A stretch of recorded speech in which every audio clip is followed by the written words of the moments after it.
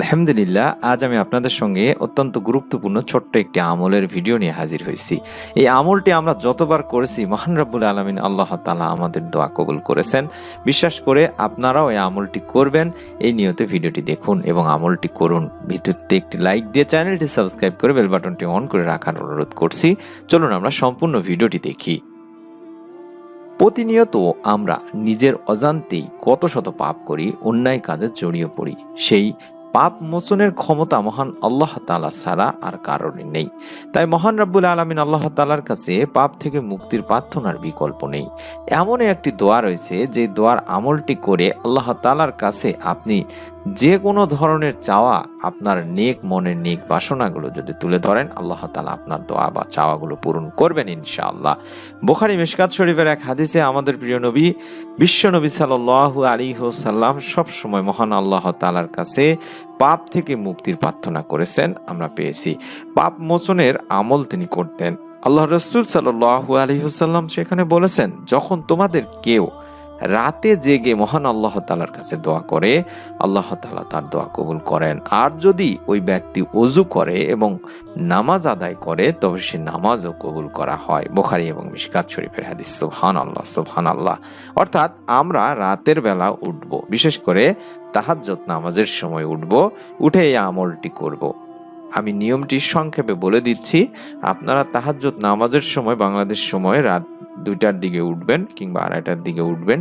ওঠার পরে ভালোভাবে ওযু করে সুন্দর পোশাক পরে আতর যদি পান তাহলে লাগায়ে আপনারা নামাজের জন্য দাঁড়িয়ে যাবেন। তারপরে যতটুক নামাজ পড়তে পারেন আপনারা নামাজ পড়বেন, নফল নামাজ আদায় করবেন।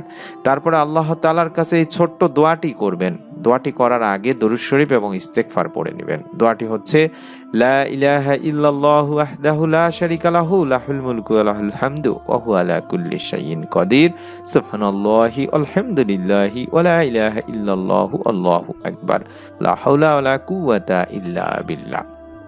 এই ছোট্ট দোয়াটি অন্তত একবার করে হলেও পড়বেন। তারপরে পড়বেন রাব্বিক ফিরলি, একবার রাব্বিক ফিরলি পড়বেন।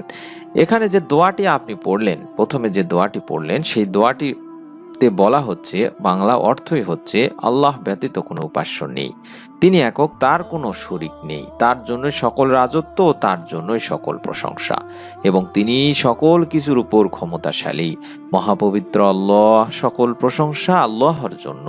আল্লাহ ব্যতীত কোনো উপাস্য নেই, আল্লাহ সবার চেয়ে বড়, নেই কোনো ক্ষমতা, নেই কোনো শক্তি আল্লাহ তাআলা ব্যতীত। এবং শেষে যে ছোট্ট রাব্বিক ফিরলি বললেন, এর অর্থ হলো যে, হে আমার রব, আমাকে ক্ষমা করুন। আপনারা যেই সময়ে মহান রব্বুল আলামিন আল্লাহ তাআলা ডেকে ডেকে বলেন, কার কি চাহিদা আমার কাছে চাও, আমি তাকে দিব, সেই সময় যদি আপনি আল্লাহ তাআলার কাছে আপনার চাহিদাটি তুলে ধরেন, আপনার চাওয়াটি তুলে ধরেন, তাহলে আল্লাহ তাআলা আপনার দোয়া কবুল করবেন, আপনিও এর ফল পাবেন ইনশাআল্লাহ।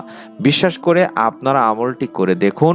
রাতে তাহাজ্জুদের সময় উঠে সুন্দর করে ওযু করে অন্তত 2 রাকাত তাহাজ্জুদের নামাজ আদায় করে এই দোয়াটি পড়ে আল্লাহ তাআলার কাছে 2 হাত তুলে আপনি আপনার যে কোনো ধরনের চাওয়া, নেক চাওয়াগুলো আল্লাহ তাআলার কাছে তুলে ধরুন। আল্লাহ তাআলা আপনার দোয়া কবুল করবে।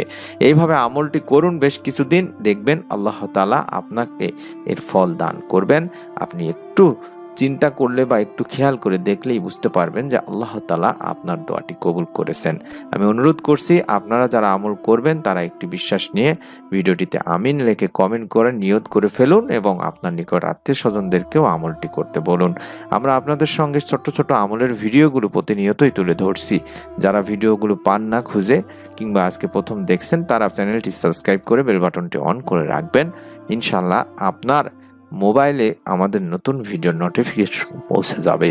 মহান রব্বুল আলামিন আল্লাহ তাআলার কাছে আমরা সব সময় দোয়া করি, আমাদের এই চ্যানেলের যতজন দিনী ভাই বোন রেগুলার ভিডিওগুলো দেখেন, বিশেষ করে আমাদের চ্যানেলের যারা সাবস্ক্রাইবার, তাদের জন্য আমরা সব সময় দোয়া করি আল্লাহ তাআলা যেন আপনাদের মনের নেক আশাগুলো পূরণ করে দেন, ইহকালে এবং পরকালে আল্লাহ তাআলা যেন এর উত্তম প্রতিদান দান করেন। সকলে ভালো থাকুন, সুস্থ থাকুন, সকলেই সকলের জন্য দোয়া করুন। মহান রব্বুল আলামিন আল্লাহ তাআলা আমাদের সকলকে মাফ করুন, আমিন। আসসালামু আলাইকুম ওয়া রাহমাতুল্লাহি ওয়া বারাকাতুহু।